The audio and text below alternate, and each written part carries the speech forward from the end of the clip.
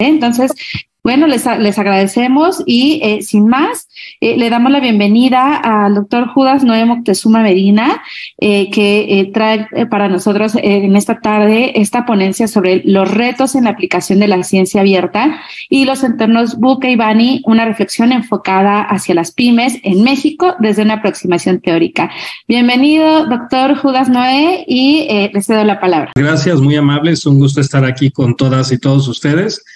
Y bueno, pues doy inicio a esta breve presentación. Desde un inicio, bueno, algo que siempre me ha llamado la atención y en lo que ya llevo más de 20 años trabajando desde un aspecto teórico, empírico y práctico, es el tema de las pymes y MIPYMES, ¿no?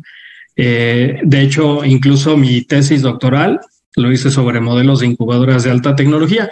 Y a través de estos 20 y tantos años que ya llevo estudiando el tema, ha tenido toda una evolución, ¿sí? Pero esa evolución cada vez, conforme pasa el tiempo y pasa y avanza y se desarrolla la tecnología, pues los tiempos, las circunstancias, los entornos son mucho más cortos y mucho más drásticos, ¿no? Entonces, bueno, estos son algunos de los temas con los cuales estaremos llevando esta pequeña plática, que al final el objetivo es que concluyan un artículo para poder colaborar con ustedes. Y que es una reflexión muy básica del entorno de las pymes, que lo englobo, lo que es el enfoque VUCA y BANI, y esto como finalmente pues no escapan dentro de ese ecosistema. Voy a abordar el concepto de ciencia abierta desde un punto de vista que es como un mito para las pymes o una esperanza. Y finalmente algunas reflexiones en cuanto a esto de la ciencia abierta y una propuesta de reflexión acerca de lo que es la transferencia del conocimiento y que esto cómo puede llevar hacia una competitividad, pero en esta ocasión lo enfoqué un poquito más hacia el sector de las pymes de salud. Aquí en México, bueno, hay más de 4 millones, pero al final yo creo que como una visión estratégica y si pudiera llamarlo de política pública, todos los diferentes sectores tendrían que tener un tema muy especializado. Y en el tema de las pymes enfocadas a la salud por el tema de la tecnología y la evolución, creo y considero que tenemos una gran oportunidad ahí todavía que apenas está como que iniciando y podemos, y se puede aprovechar. La reflexión básica, pues, ¿qué tenemos aquí en México? Este es un mapa, todos son datos de fuentes oficiales y esto es del DNUE, de lo que es el INEGI al 2022 y hace un mapeo muy, muy sencillo por entidad federativa de cuántas empresas se tienen registradas por cada localidad. Obviamente, pues el Estado de México, y aquí lo pone en colores que creo que sí se aprecia ver, un color azul un poquito más fuerte, después uno tenue, después uno muy leve y va bajando la intensidad. Y eso es simplemente para crear una categorización de cómo está el estado actual de las pequeñas y medianas empresas en lo que es todo el país. Aquí estamos hablando desde una visión general, no nos metemos a la diferenciación por sectores o por actividad productiva. Dentro de este estudio que elabora el INEGI, hace dos tipos de reflexiones. Uno es qué pasa con las pymes de los diferentes sectores, estamos hablando de todos ahorita, a los 17 meses. Más o menos a los 17 meses sigue reportando que, bueno, pues en México siguen cerrando y cierran por las diferentes circunstancias que se conocen. Desde una falta de experiencia, un tipo de empirismo muy básico, falta de conocimiento de mercado, no hay un plan de negocios, etcétera, ¿no? Pero, ¿qué es lo que sucede después cuando llegan a 27 meses o se alarga más este plazo? Pues finalmente también existe una cierta mortalidad. De acuerdo a ciertos estudios y otros artículos que se han publicado, pues dice algo muy claro. Se van a seguir muriendo las pymes y van a seguir cerrando las pymes. Entonces, esto es como un proceso darwiniano, ¿no? Donde sobreviven las más capaces, las que se adaptan al entorno, las que se adaptan al cambio, a las circunstancias, al mercado, a la competencia, a los precios, etcétera. Y eso es muy de este perfil, ¿no? Entonces, en ese sentido, pues vemos que bajo cualquier tipo de sector que hablemos, esta situación va a seguir sucediendo. Pero bueno, vámonos más a la parte de servicios, ¿no? Porque pues hay manufactura, ahí está la parte comercial y están los servicios privados no financieros. Más o menos, ¿qué es lo que nos dice? Que es, pues que la parte de manufactura es la que son las empresas que tienen un mayor tiempo de vida. Y eso es por algo muy sencillo. ¿Por qué? Porque en México pues tenemos mucha producción de productos, de ropa, de accesorios a un nivel básico, utilizando una tecnología muy básica, y es por eso que el nivel manufacturero puede llegar a tener un mayor tiempo de vida. Pero aquí el que me interesa es la parte de servicios privados no financieros, ¿sí? Porque aquí es hacia donde vamos a enfocarnos. A nivel mundial, desde los años 70 más o menos, ya se hablaba que en los países del primer mundo o países ya desarrollados, la parte de los servicios era lo que estaba generando o generaba una mayor contribución al Producto Interno Bruto, ¿no? Entonces, en ese sentido, el promedio de vida de las empresas que tenemos aquí en México de la parte de servicios, pues es prácticamente 8 años. Y esto nuevamente pues son datos del INEGI. Pero esto me lleva a reflexionar algo, que esto no se va a abordar de una manera muy compleja, sino más bien ya lo esquematizaremos un poco más en ese artículo, pues que son estos entornos, ¿no? Y este famoso entorno VUCA que finalmente a lo largo de los años pues, se ha ido difundiendo, se ha ido conociendo. ¿Por qué? Porque gracias o no gracias, dependiendo la volatilidad que existe en un país, en una nación, en una ciudad, en una alcaldía, en un mercado, en un pequeño ecosistema o no, pues va a depender mucho de todo eso. Lo que siempre les digo a los estudiantes, pues sí, no es lo mismo que yo tenga mi pequeña tortillería a que Grupo Gruma, que es una empresa grande, pues aguante toda una situación compleja. Y lo mismo exactamente pasa a un pequeño consultorio que a una empresa mediana o un hospital grande. Entonces, la volatilidad, la incertidumbre, la complejidad y la ambigüedad se hace mucho más presente cuando la empresa es más pequeña y no existe algún tema de conocimiento. Me ha tocado trabajar con emprendedores que tienen alguna pequeña empresa de servicios médicos y realmente desconocen totalmente la parte de lo que es una planeación, de lo que son herramientas, técnicas, metodologías, procesos, indicadores, controles de calidad, etcétera. Cuando existe todo este desconocimiento, pues este entorno VUCA se hace mucho más presente. Hay ambigüedad, hay complejidad, hay incertidumbre y hay volatilidad. Bien, por el otro lado, pues está este otro concepto, este otro acrónimo, que es el BANI, ¿no?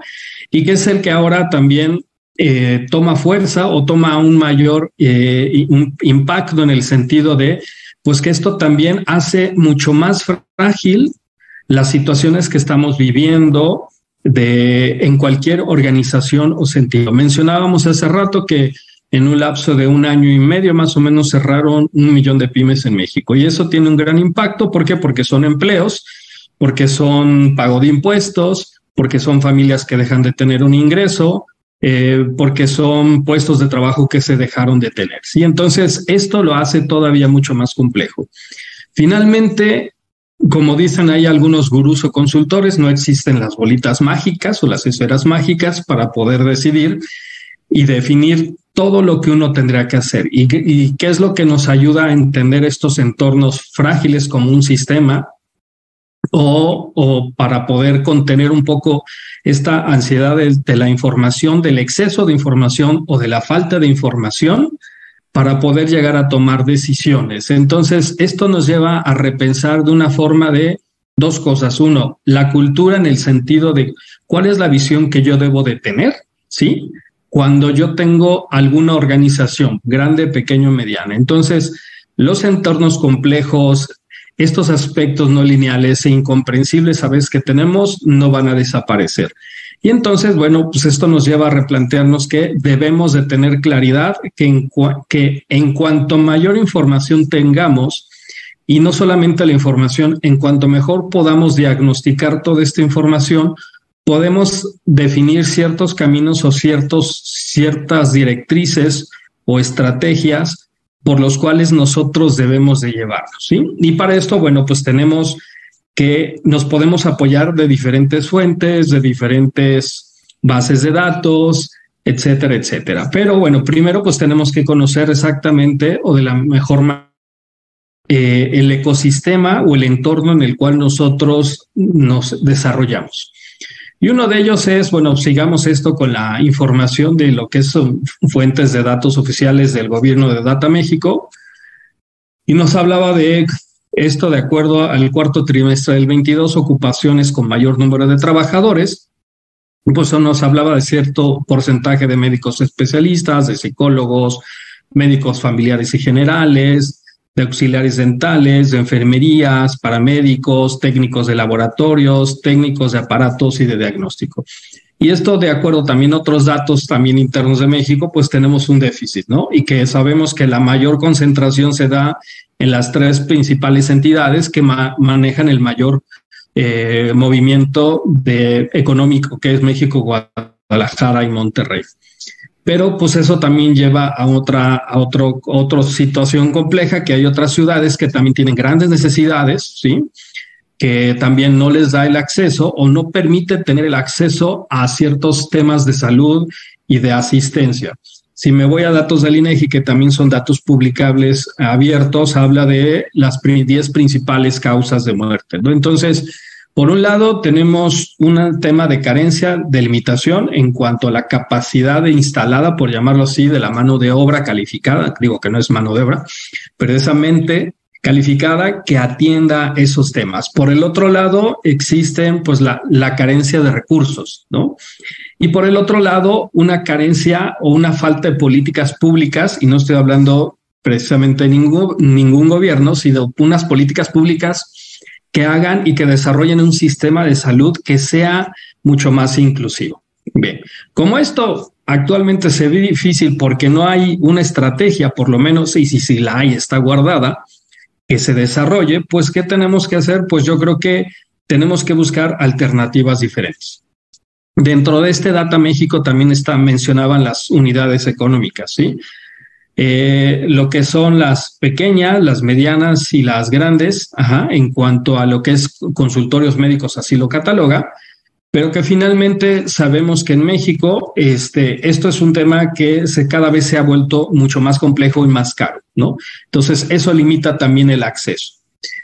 Aquí la reflexión es que nos tiene que llevar a repensar el modelo que estamos teniendo, porque no nos va a alcanzar, la cultura que estamos desarrollando, que hay mucho que trabajar, y cómo repensamos y rediseñamos bajo estos entornos complejos toda esta ciencia, esto que se ha desarrollado para aplicarlo en la parte en el tema de la salud.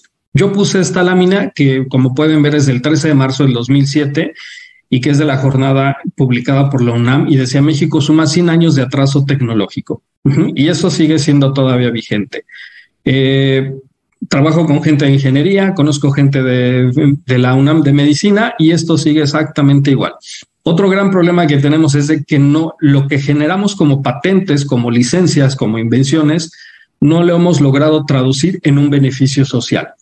Por eso es mi punto, que tenemos que pensar, repensar, reflexionar de cómo vamos a recrear y cómo rediseñamos ese sistema para hacerlo mucho más inclusivo. Estos datos que ven aquí, que incluso es de la OCDE, que habla acerca de la parte de cuántas patentes, solicitud de patentes por millón de habitantes, prácticamente no ha cambiado, ¿sí? Entonces tenemos una gran limitación.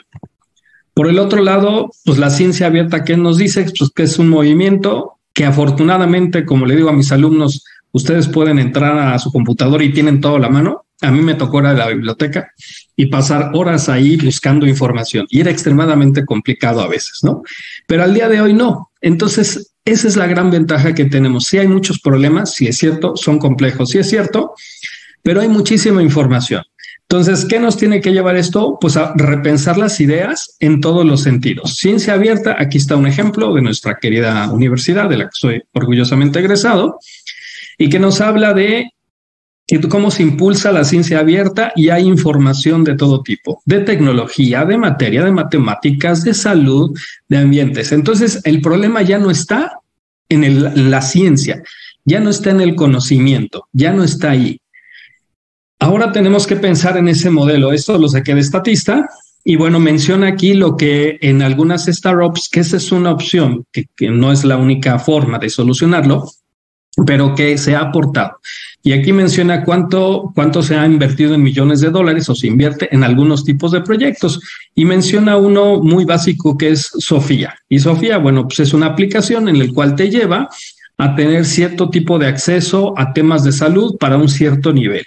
Pero el universo y la complejidad que tenemos haciendo referencia al entorno Buca-Iván y de lo que tenemos en el tema de salud referente al contexto mexicano es mucho más complejo, ¿sí? Tenemos un área de oportunidad impresionante, desde ropa inteligente para gente con capacidades, desde exoesqueletos para gente que no puede caminar, desde los nanobots para hacer estudios más profundos, ojos biónicos, experiencias de realidad virtual para poder capacitar a la gente a distancia, medicamentos novedosos, dispositivos portátiles de implantes, incentivos de comportamiento para la gente de la tercera edad. Ese es otro tema que ni siquiera tenemos en la agenda como país o que estamos haciendo algo para resolver. Y bueno, esto también me lleva a hacer énfasis en los objetivos sostenibles, ¿no? Uno de los objetivos es salud y bienestar. Entonces, esto tiene que ser prioritario. Sí hay un problema de agua, sí hay un problema de contaminación, pero lo que decía al principio, tenemos que enfocarnos en diferentes temas para poder realmente generar unos mejores resultados. ¿A qué me lleva esto? Pues al problema que siempre menciono, el bono poblacional. ¿Qué va a pasar en 20, 30 años? Pues que la gente de los 60, 70 años no va a tener para poder costear la medicina, va a necesitar entretenimientos, cuidados básicos o avanzados, una comida especializada, un conocimiento de la población en cuanto a la segmentación, dónde está viviendo, cuáles son sus condiciones y el costo de salud. Este es otro tema que tampoco aparece en la agenda y que ya lo tenemos y que viene encima, ¿sí? Porque no nos estamos preparando. Entonces, cuando hablamos de los entornos Buca-Iván, pues ahí están presentes, ¿sí? Van a llegar como un remolino. Y entonces, bueno, pues que alguna de las ventajas que tenemos es esta capacidad de aprender con rapidez para poder ser competitivos. Y no solamente desde un aspecto económico, sino desde un aspecto de una ventaja sostenible. Esto me lleva a estos tres. Tenemos estos entornos que no los podemos cambiar, no los podemos modificar. Tenemos que aplicar y utilizar y aprovechar la ciencia abierta con una agilidad competitiva desde un enfoque social, ya no solamente comercial, para generar nuevos enfoques de pymes con efectos de mayor aplicación del conocimiento. Ahí tenemos un área muy, muy grande de oportunidad para generar modelos de soluciones sociales. Y me lleva finalmente, ya casi para terminar, a este impulso de la transferencia y aplicación del conocimiento. Eknowitz y Leidesford desarrollan este modelo de la triple hélice, ¿sí? De ahí de la triple hélice se va a un modelo de la 4 hélices, que está la universidad, la sociedad, la empresa y el gobierno. Pero en medio tenemos que poner la salud. Si no tenemos salud, no podemos ser competitivos, no podemos trabajar. Vamos a hacer una sociedad mucho más costosa en términos económicos para poder ser competitivos como país. Y bueno, finalmente también no hemos crecido en investigación y desarrollo. Esta gráfica es del 2010 y la puse a propósito porque México aparece en el último lugar, pero después me fui al Banco Mundial y estamos exactamente igual. Esto es hasta el 2020, 0.3% de inversión en investigación y desarrollo, no ha cambiado nada. Eso quiere decir que entonces sí tenemos que replantear seriamente, desde mi punto de vista, desde la universidad, y apoyada en algunas empresas, cómo vamos a rediseñar este modelo para ser mucho más competitivos. Y hay muchísimos enfoques. La innovación frugal, que es solucionar problemas con lo que tenemos, generar modelos emergentes de innovación con estrategias con un crecimiento inclusivo y sostenible, o también las empresas sociales, que es una nueva dimensión social del capital social, que por ejemplo Muhammad Yunus, que es uno de los señores que tiene 40 años con su proyecto, lo ha hecho muy bien. Yo creo que tenemos que copiar esas mejores prácticas para poder tener mejores resultados e incluir a la gente que no tiene estas oportunidades. Y me gusta mucho esta frase, que en tiempos de cambio quienes estén abiertos al aprendizaje se van a adueñar del futuro, mientras que los que creen saberlo todo estarán equipados para un mundo que no existe. Y bueno, pues con esto creo que cubro mis 20.